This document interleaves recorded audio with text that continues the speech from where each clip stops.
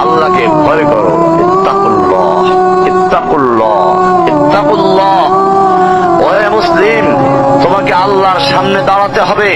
তোমার হিসাব নেওয়ার জন্য আল্লাহই যথেষ্ট, যিনি সব জানেন। তুমি যা গোপন করো ও প্রকাশ করো। তোমাকে অবশ্যই মৃত্যু বরণ করতে হবে। যখন তুমি দুনিয়ার সব কিছু ছেড়ে চলে যাবে, শুধু তুমি আখিরাতের জন্য যা সঞ্চয় করেছো তা নিয়ে সাবধান হও তোমার শেষ আমলের ব্যাপারে।